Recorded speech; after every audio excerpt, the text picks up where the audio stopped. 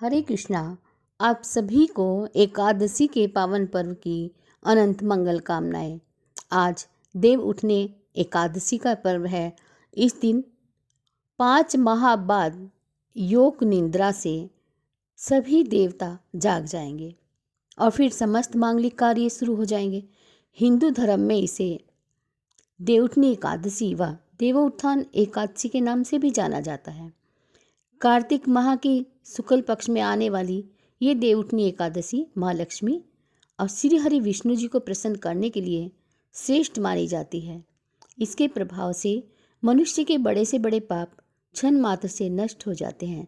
भगवान श्री कृष्ण कहते हैं कि देवउठनी एकादशी की रात्रि जागरण और पूजा करने वाले की 10 पीढ़ियाँ विष्णु लोक में स्थान प्राप्त करती हैं, पितृ नरक से मुक्ति पाते हैं।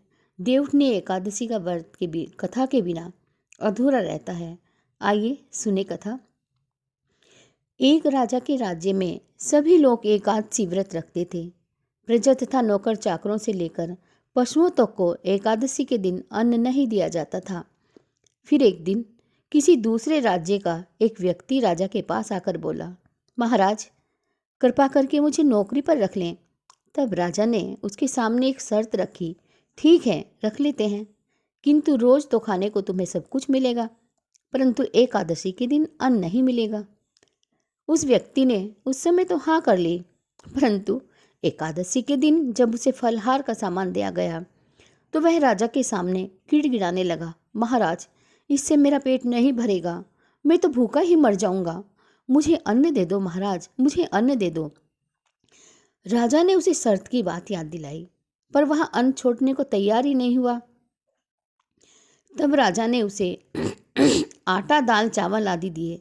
वह नित्य की तरह नदी पर पहुंचा और स्नान आदि करके भोजन पकाने लगा। जब भोजन पक के तैयार हो गया तो वह भगवान को बुलाने लगा, आओ भगवान, भोजन तैयार है, पाओ भगवान। उसके बुलाने पर पीताम्बर धारण किए भगवान चतुर्भुज रूप में आ पहुँचे तथा प्रेम से उसके साथ बैठकर भोजन करने लगे। भोजन आदि करने के पश्चात भगवान तो अंतर ध्यान हो गए और वह अपने काम पर चला गया। 15 दिन बाद अगली एकादशी को वह राजा से कहने लगा, महाराज, इस बार मुझे दोगुना सामान दीजिएगा खाना बनाने का। उस दिन तो मैं भूखा ही रह गया था। राजा ने कारण पूछा तो उसने बताया कि मेरे साथ भगवान भी भोजन करते हैं, इसलिए तो हम दोनों के लिए सामान कम रह जाता है। यह सुनकर राजा को बड़ा आश्चर्य हुआ। वह बोले, मैं नहीं मान सकता कि भगवान तुम्हारे साथ खाते हैं। मैं तो इतने व्रत करता हूँ, इतना पूजा करता हूँ, इतनी दान दक्षिणा देता हूँ, परंतु भगवान ने मुझे कभी दर्शन नहीं दिए। राजा की बात सुनकर वह बोला, महाराज, यदि विश्वास न हो तो चलकर देख लें।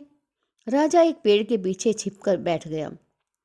उस व्यक्ति ने भोजन बनाया तथा भगवान को शाम तक पुकारता रहा, परंतु भगवान न आए। अंत में उसने कहा, हे भगवान, यदि आप नहीं आएंगे तो मैं बिना भोजन किए ही नदी में कूदकर अपने प्राण त्याग दूंगा।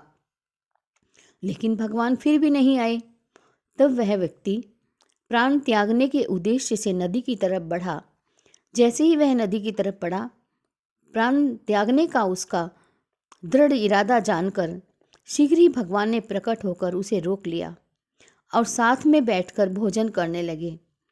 खा पीकर वे उसे अपने विमान में बैठाकर अपने धाम ले गए। यह देख राजा ने सोचा कि व्रत और उपवास से तब तक कोई फायदा नहीं होता जब तक कि मन शुद्ध न हो। इससे राजा को ज्ञान मिला कि वह भी अब से मन के शुद्धता के साथ ही व्रत व उपवास करेगा और अंत में स्वर्ग को प्राप्त हुआ। तो ये थी एकादशी व्रत की कथा। आपको पुनः एकादशी व्रत की हार्दिक शुभकामनाएं, मंगल कामनाएं। जय हरि।